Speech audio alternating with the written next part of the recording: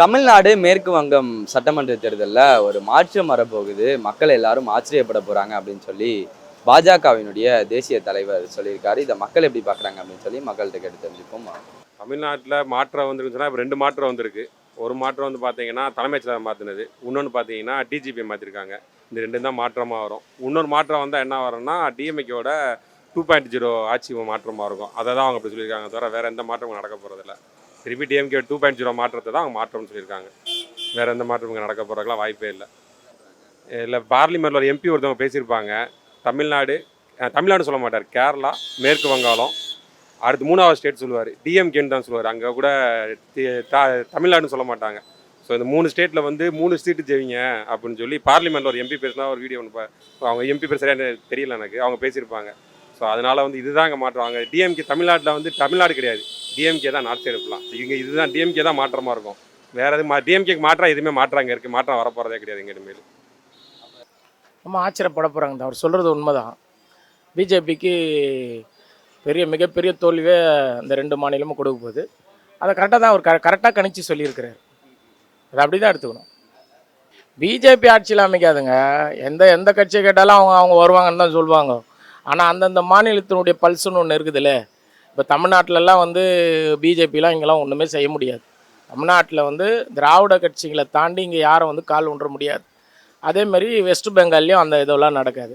அவங்க ஏதோ ஒரு விஷயத்தை யோசிச்சுன்னுக்குறாங்க. ஒருவேளை இந்த ஓட்டிங் மிஷின் எதனா யோசிச்சுன்னுக்குறாங்களா என்னன்றது தெரியாது. அதெல்லாம் அவங்க நினைக்கிறதெல்லாம் ஒரு காலம் நடக்காது. மாற்றன்றது வந்து திருப்பியும் வந்து இதை விட வேகமாக வந்து அந்த இருக்கிற கவர்மெண்ட்டுங்களை இதை விட வேகமாக இன்னும் அதிக சீட்டு ஜெயிச்சு கூட வரலாம். அது கூட மாற்றமாக இருக்கும். அதுதான் தவிர்த்துட்டு அவங்க நினைக்கிற மாதிரி அவங்க வருவாங்கன்ற அந்த மாற்றம்லாம் கிடையாது. அது அவங்களுக்கு ஏமாற்றமாக தான் முடியும். அவங்க நினைப்புக்கு ஏமாற்றமாக முடியும். இதுதான் உண்மை. ஒரு ஆச்சரியமும் நடக்காது. தமிழ்நாட்டில் வந்து 2வது முறையாக திராவிட முன்னேற்ற கழக ஆட்சி 2வது முறையாக பெரும்பான்மையோடு வெற்றி பெறும். போன முறையை விட இந்த விட அவங்க 200 தொகுதி சொல்லியிருக்காங்க. 200 ரீச் ஆகி போயிட்டு இருக்கு இப்போ உள்ள சூழ்நிலை. அதுக்கு அவங்க இந்த வட இந்திய தலைவர்கள் இங்கே வர திமுகவினுடைய வாக்கு வங்கி அதிகரிச்சிருக்குது. வட இந்திய தலைவர் வந்தாலே திமுகவினுடைய வாக்கு வங்கி அதிகரித்து கொண்டே இருக்குது. 2வதாக இப்போ 2-3 நாளாக எடப்பாடி அவர்களுடைய பேச்சை பார்த்தாலே தெரியுது. இறந்து போனவங்களை பற்றி பேசுகிறது, தனிநபர் தாக்குதல், இதெல்லாம் வந்து திமுக அணிக்கு வந்து வெற்றி வாய்ப்பை பிரகாசமாக ஆக்கி கொண்டு இருக்குது. அதுதான் 200லேருந்து அவங்க ரீச் ஆகி 200க்கு மேலே போயிட்டு இருக்காங்க இப்போ உள்ள சூழ்நிலை. மேற்கு வங்கத்தை பொறுத்தவரையும் அவங்க மம்தா பானர்ஜி வந்து அங்கேயும் வந்து ஒரு மதவாதத்துக்கு எதிரான ஒரு அரசியலை கட்டமைப்பு நடத்தி கொண்டு அவர்கள் வெற்றி நடை போட்டு கொண்டு இருக்காரு. மேற்கு வங்கத்துலேயும் இந்த வாட்டி வந்து மம்தா பானர்ஜி தான் ஆட்சி அமைப்பாங்க. அதில் மாற்றம் கிடையாது. தேசிய தலைவர் இந்த 5 மாநிலமே அகென்ஸ்ட் தான். அவர் மாற்றம் வர்றதுன்ற அசாமில் ஒன்றா மாற்றம் வர எதிர்பார்க்கலாம். அதே மாதிரி பாண்டிச்சேரியில் வரத்துக்கு வாய்ப்பே கிடையாது. அதே மாதிரி வெஸ்ட் பெங்காலில் வரத்துக்கு வாய்ப்பே கிடையாது. தமிழ்நாட்டில் வரத்துக்கு வாய்ப்பு கிடையாது. கேரளாலேயும் வாய்ப்பு கிடையாது.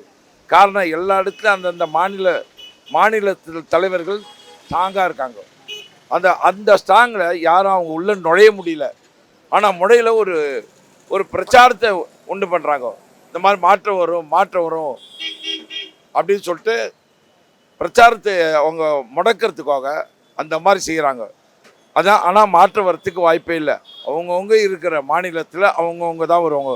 இங்கே திமுக ஆட்சிக்கு வரும். மு.க. ஸ்டாலின் தான் இங்கே ஆட்சிக்கு வருவார் மீண்டும், எந்த பிரச்சனை. அதே மாதிரி வெஸ்ட் பெங்காலில் எடுத்திங்கன்னா மம்தா தான் ஆட்சிக்கு வருவாங்க. அதே மாதிரி இதில் கேரளாவில் எடுத்திங்கன்னா அவங்க தான் ஆட்சிக்கு வருவாங்க. அதே பாண்டிச்சேரிலையும் இன்றைக்கி அவங்க ஆட்சி இருந்தது. ஆனால் அது ஒரு மாற்றம் வரும். திமுக வரத்துக்கு வாய்ப்பு இருக்காங்க. அந்த மாதிரி ஒரு மாற்றம் இருக்குது. மீண்டும் முதலமைச்சராக வரப்போகிறது உறுதியாயிடுச்சு. சிஎம் தளபதி அவர்கள். அதனால் அவங்க முன்கூட்டியே அந்த மாதிரி சொல்கிறாங்க. அவர் செய்த திட்டங்கள் வந்து அவங்களுக்கே தெரியுது, மறுபடியும் அவங்க தான் வருவாங்கன்ட்டு. புரியுங்களா? வடநாட்டு சைடு வந்து அவருக்கு ஆப்னண்ட்டாக, பிஜேபிக்கு ஆப்னண்ட்டாக வந்து கண்டிப்பாக வரும். அதுக்காக இப்போ அவங்களுக்கு அது தெரிஞ்சதுனால அப்படி சொல்கிறாங்க. சான்ஸே இல்லை. ஏன்னா தமிழ்நாட்டில் வந்து நிறைய திட்டங்கள் அறிவிச்சுக்கிறாரு. இது வரைக்கும் எந்த சிஎம்மும் அறிவிச்சது கிடையாது. ஏன் முன்னால் இந்த கலைஞர் கூட அறிவிச்சது கிடையாது. அந்த அளவுக்கு திட்டங்கள் அறிவிச்சுக்கிறாரு. அதனால் பொதுமக்கள்கிட்ட நல்ல பேர் எடுத்திருக்கிறாரு. மீண்டும் இவர் தான் வரப்போகிறாரு. இப்போ கொஞ்ச நாளுக்கு முன்னாடி ஒரு நேற்று கூட கருத்து கணிப்பில் வந்து 200 இடம் பிடிப்பா அப்படின்னு சொல்கிறாங்க. புரியுங்களா? அதாவது அவங்க கருத்து கணிப்பிலே 200 இடம் பிடிப்பேன்னு சொல்லும்போது இப்போ இவங்க எப்படி மாறும்னு சொல்கிறாங்க. பொதுமக்களே வந்து நல்லதாக செய்கிறாரு, மீண்டும் இவர் தான் வரணும் அப்படின்னு நினைக்கிறாரு. மாற்றமாக இருக்க வாய்ப்பே இல்லைல்ல பிரதர். எடப்பாடின்னு ஒருத்தர் இருந்தார், அவரும் கொத்தடிமையாக போயிட்டார். ஸோ வேறு மாற்றான்னு இருக்கிறதுக்கு வேறு வாய்ப்பே இல்லை. ஒருத்தர் இருக்கார், வெளியே வராமல் பிரச்சாரம் பண்ணிக்கிட்டு இருக்காரு, அவரும் மாற்றம் வர வாய்ப்பு இல்லை. ஸோ வேறு என்ன மாற்றம்னா அவங்க மட்டும் தான் இருக்காங்க, வேறு மாற்றம் வர வாய்ப்பே இல்லை. வேறு மாற்றம்னா டிஎம்கேக்கு மாற்றம் யாருமே கிடையாது. மாற்றம் டிஎம்கேக்கு மாற்றம் தான் மாற்றமாக வந்துட்டு இருக்குமே தவிர வேறு மாற்ற வாய்ப்பே இல்லை. பாஜக தமிழ்நாட்டில் என்ன வளர்ந்துருக்குது? எனக்கு எதுவும் வளர்ந்த மாதிரி தெரியலிங்களே. வளர்ந்துருந்தா ஏன் பார்லிமெண்ட்டில் 40 சீட் ஏன் தோத்தாங்க? வளர்ந்துருந்தா ஜெயிச்சிருக்கணும் இல்லைங்களா? அவங்க சொல்லிக்கிறாங்க வளர்ந்தேன்னு சொல்லி. அவங்க வந்து இங்கே ஏடிஎம்கேன்ற ஒரு திராவிட கட்சியில் அவங்க அது மேலே ஏறி சவாரி செய்ய பார்க்குறாங்க. நம்ம ஜெயலலிதா மக அப்புறம் யாரும் இங்கே ஸ்டப்பனான ஒரு தலைவர் இல்லை. அதனால் அவங்கள வச்சு அவங்க பயன்படுத்திட்டு வளர்ந்துன்றாங்க. அவங்க தனியாக நின்று பார்த்தா தான் தெரியும் அவங்க வளர்ந்தாங்களா வளரலையா அப்படின்ற அவங்களுடைய ஓட்டு சதவீதம் தனியாக நின்னா தான் தெரியும். எல்லா கட்சியோட கூட்டணி இருக்கும் போது அவங்க ஏடிஎம்கே கூட கூட்டணி இருந்தால் ஏடிஎம்கேக்காரங்க ஓட்டு போட போகிறாங்க. அந்த ஓட்டை அவங்க தனதுன்னு சொல்லி எப்படி சொல்ல முடியும்? ஏடிஎம்கேக்கு இன்னும் இங்கே ஒரு ஓட்டு இருக்குது தமிழ்நாட்டில். அவங்க கூட கூட்டணி செஞ்சுட்டு நான் வளர்ந்துட்டேன்னு சொன்னால் அவங்க தனியாக நின்று பார்க்கட்டும். அவங்க வளர்ந்தேன்னு சொன்னால் எம்பி சீட்டில் ஏன் தோத்தாங்க? எம்பி சீட்டில் திமுக தானே ஜெயிச்சுது. அவன் வளர்ந்தேன்னு சொன்னால் அவங்க தானே ஜெயிச்சிருக்கணும். இது ஒன்றே போதுமே. அது எப்படின்னு தெரியல. அதுதான் வந்து இப்போது சமீப காலம் தேர்தல் நடக்கிற காலத்தில் கூட ஒன்றியத்தில் இருந்து வர வேண்டிய தமிழ்நாட்டு நலன் சார்ந்த எதுவுமே வரல. உதாரணம் தான் மெட்ரோ. பொதுவாக வந்து தேர்தல் நடக்குன்னா அந்த மாநிலத்துக்கு வந்து நிறைய சலுகைகள் நிறைய வந்து வாய்ப்புகள் கொடுப்பாங்க. இந்த ஒன்றிய அரசு ஒன்றுமே கொடுக்கல. இது கொடுக்காதனால ஒரு சந்தேகம் இருக்குது. இவங்க ஏதோ குத்துறதுக்கு வாய்ப்பு இருக்குதா என்னமான ஒரு டவுட்டு கூட தெரியுது. பீகார் தேர்தலில் பாருங்க, அங்கே வந்து வாக்காளர்கள் 2 லட்சம் பேர் ஒரு தொகுதிக்குன்னா, ஆனால் 2.5 லட்சம் பேர் இருக்கிறாங்க. அது எப்படா தெரிஞ்சுன்னா கவுண்டிங்கில் தெரிஞ்சுது. இன்றைக்கி ஒரு சட்டத்தை போட்டிருக்காங்க, என்னன்னு பார்லிமெண்ட்டில் தேர்தல் அதிகாரி மேலே கேஸ் போடக்கூடாது அப்படின்னு சொல்லி ஒரு சட்டத்தை போட்டுருக்காங்க. ஆனால் தேர்தல் அதிகாரி போய் எங்கே கேட்கணும்? தேர்தல் அதிகாரினா கோர்ட்டில் கேட்கணும். ஆனால் 3 பேர் இருந்தாங்க அந்த தேர்தல் அதிகாரி நியமனத்தில் 3 பேர் இருந்தாங்க. ஒருத்தர் சுப்ரீம் கோர்ட் ஜட்ஜு, ஒருத்தர் பிரதமர், ஒருத்தர் எதிர்கட்சி தலைவர். ஆனால் இன்றைக்கி என்ன பண்ணிட்டாங்க, ராத்திரியா நீதிபதியை அந்த இடத்துலேருந்து எடுத்துட்டு 2 பேர் பிஜேபிக்காரே 2 பேர் இருக்க மாதிரி பண்ணிக்கினாங்க. ஒரே ஒரு எதிர்கட்சி தலைவர் அந்த மாதிரி பண்ணிக்கினாங்க.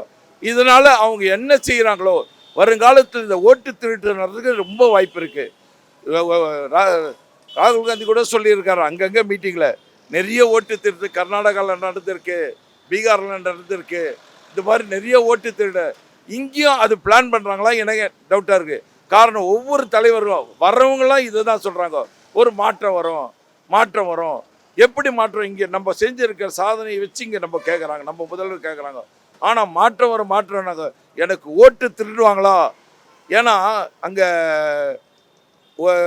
ஞானேஸ்வரர்ல அவர் வந்து முழுக்க சங்கியாக மாறிட்டார். அதனால் ஓட்டு திருடு நடைபெறத்துக்கு நிறைய வாய்ப்பு இருக்குது. இதை மக்கள்லாம் நம்ம ஆட்சிகளும் அது விழிப்போடு இருக்கணும் தான் என் எண்ணம்.